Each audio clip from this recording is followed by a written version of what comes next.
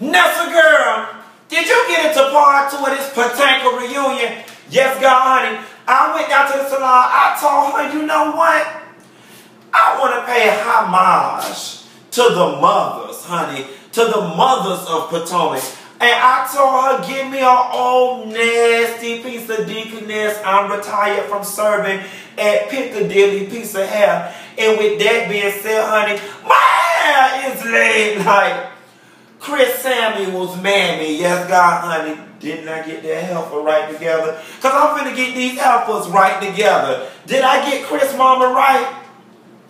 Hey, Monique and Chris mammy. Let's just get into part 2 of this reunion, okay? I had to take some notes. Let's talk about this bullshit right here. Juan Dixon ass is reluctant in every aspect of his life, okay? He reluctant to fuck Robyn. He reluctant to love Robyn. He reluctant to get up, get out, and get something for Robyn. And that his ass was reluctant to come to the reunion. No, God, honey. Juan, your ass wasn't reluctant to come to the reunion. Y'all ass is reluctant to pay them damn bills over there. And them people told Robyn if your ass didn't get there, they was going to hold her last check. Okay? Quiet as it's kept. Y'all already living like y'all about 6 or 7 months behind on y'all HOA payments around there anyway. Y'all ain't trying to fool us with that starter townhouse. And I don't give two goddamns what part of town that damn house is. Because y'all been trying to get me together in the comments talking about Dineva, you must not be familiar with DC. Because they live in an expensive part of town. Let me tell you something. That house is 3 sides vinyl siding with brick front. Now, I don't give a good goddamn if that shit was in damn Beverly Hills or if that shit was in College Park, Georgia. Them hoes standing $150,000 starter townhouse. Okay. Girl, Juan talking about he reluctant. He got a head coaching position at Coppin State University.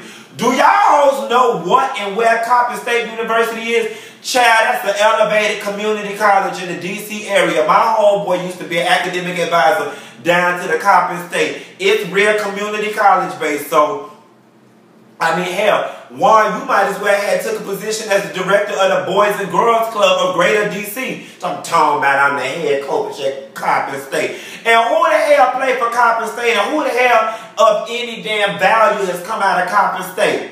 I'll wait. Let's talk about something else. Uncle Benz. Uncle Benz. Let me tell you something. One thing I like about Ray, he seemed to be an honest man. And he was not here for Karen lies. But I guess Karen must have nudged his ass with her shoulder. And he realized he needed to clean up that story. Ray said the first house was too big. He was trying to downsize the second time. He didn't know shit about Karen's parents, and that was the reason for her wanting to move. And you goddamn right, Ray, you didn't know nothing about Karen's parents, because her ass didn't know it until about 15 minutes prior to your ass coming on that damn stage. But that's all right. You rolled hard in the paint for your woman. You stood up and you kind of tied a bow up around her nice little lie or whatever. But ain't nobody buying that shit. You know, here's my thing with Karen.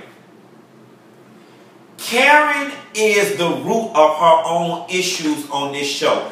Karen, you are the one who built up this grand character. I got so much class. I've got so much money. I'm the queen of this. You built this persona for yourself. Nobody gave it to you. And now life getting a hold of your ass and it's coming down crashing like them titties, okay? Titties just crashing down to the ground. Gonna tell the girls you lost weight, you lost weight. You know, see, Karen is very misleading and she chooses her words very carefully. You would almost think Ray was in politics. You know good and goddamn well you sat up there and misled them people the whole goddamn first 3/4 of the reunion that you simply lost weight. You know ain't nobody was aware that you goddamn took your implants out because you hadn't talked about it no other time.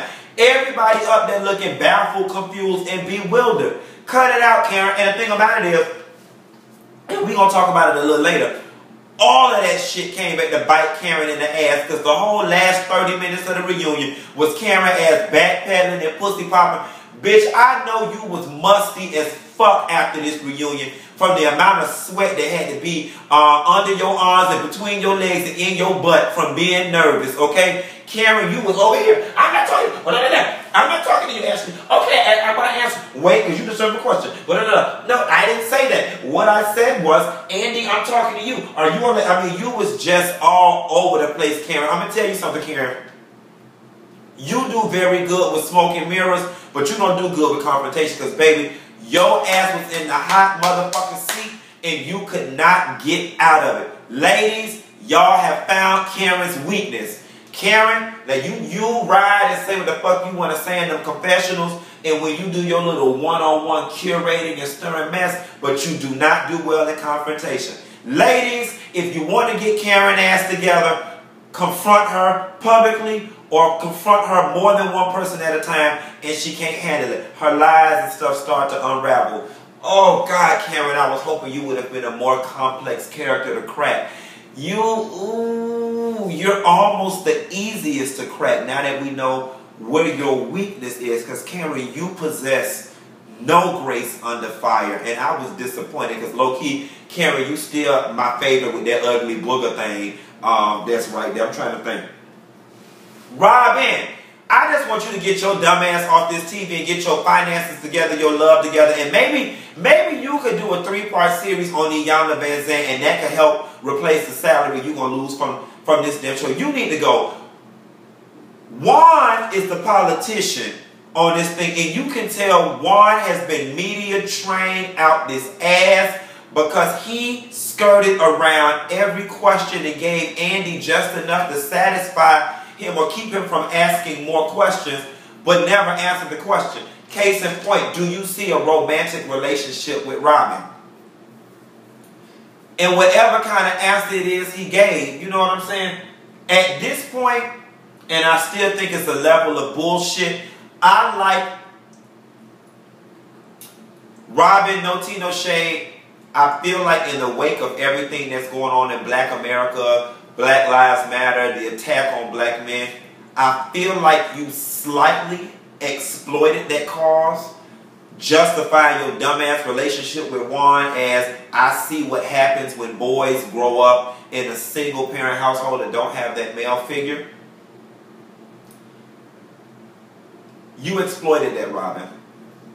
Though that is a very valid excuse, and you know what, I can low-key rock with it. It made me say, you know, okay, Robyn's taking the L for the team. You know, she's making a bigger sacrifice so her boys can grow up with a male figure.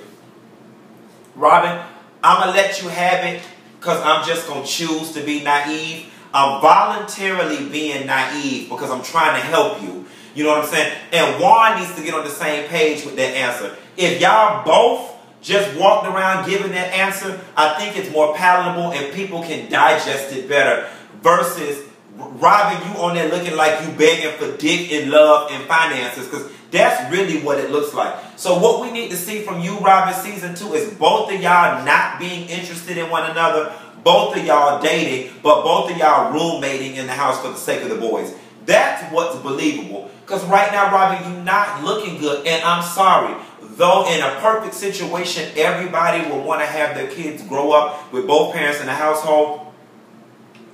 Your kids will be all right if Juan lived next door. You know what I'm saying? I've seen plenty of, plenty of other couples where the husband still comes over every night for dinner. You know what I'm saying? The daddy still help out and take them to school. It can be done. It can be done. But I'm going to respect, you had it rough, Robyn, so I'm just going to let it go. I'm just going to choose to be voluntarily naive. Monique, this season you was my favorite, baby, but I'm going to tell you something. You're going to have to find you a storyline next season. Now that you arguing with Gizelle was all you had. You know what I'm saying? Real talk, this reunion, Monique, you almost served zero purpose. You know what I'm saying? So, I don't know what you and your husband gonna be working on next season, but you gonna have to find you something to do. You gonna have to find you some business, because after you and Gizelle made up, you served no purpose, okay? And I like you. I want you around. So, don't do no Kirk and Rashida and play with your marriage. And please don't fuck with that man and his mama, okay? Because that man say he put you first, but mama ain't going to. But don't fuck with that man and his mama. I don't see people fucking with people mamas and then don't fuck up their marriage. Don't fuck with that man mama. Leave alone. Stay the hell away from him. And you know what I'm saying? When she come to the house to visit, you go on a girls trip somewhere. Start you a business. Start you a charity. Bust with Charrisse. Team up with Ashley. Or hopefully they bring a new homegirl on, one of your friends. And then she could not like somebody and you could be in there trying to acclimate her to the group. But you want to find you some business because after you and Gizelle stopped fussing and y'all made up, there was nothing there. Trying to think what else we got for Potomac. Part 2 of the reunion, that's really all Ashley and her marriage. Ashley says she'll be comfortable. Ashley, go ahead and be comfortable and get you another man.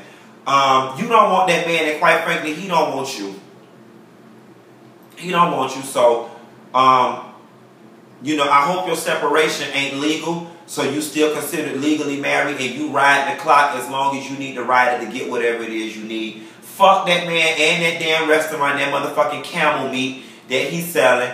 Get your papers, sweetie, and, you know what I'm saying? Go hang out with Katie. She know where the rich white men's be, and, go find you another man, preferably a black one, because that Michael don't want you. Michael wanted you to be a trophy wife, a cute piece of arm candy, and I think you were low-key content with that until you had the Portia Williams effect, which is, you know, I got with this man and I thought this was the best I was going to be able to do in life. Then I got on this show that can potentially pay me all this money, and now I realize I do have a voice and I don't have to sit in the back and be quiet because you know what? I don't necessarily need your money. I'm now in a situation where I can potentially live this lifestyle without you. So now you no longer serve a purpose. And now I'm biting back. Now I'm fussing back. Now I'm standing up for myself. And that's not the relationship Michael signed up for. Michael signed up for a relationship with a little girl that he could tell what to do and dress all pretty like a Barbie.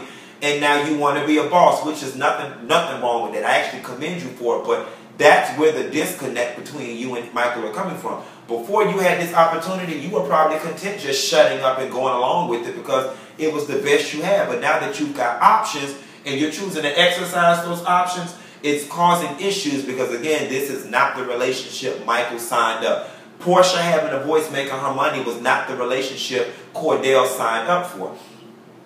And it all went around. And ain't nothing wrong with that. Because, you know, that's what all the men in D.C. had. At some point, all of their ass was trophies. Karen was a trophy. Charrisse was a trophy. And you see where trophy wife trophiness gets you. The only reason Karen ass is, all right or whatever, and ain't no cheating that story. Because don't nobody want Uncle being old, frowsy, Peter Thomas uncle looking ass. Okay? Quiet as it's kept. Don't nobody want Karen Crypt Keeper with a wig looking ass either. Okay? Take some of that downsized money and get that booger off the side of your face, Karen.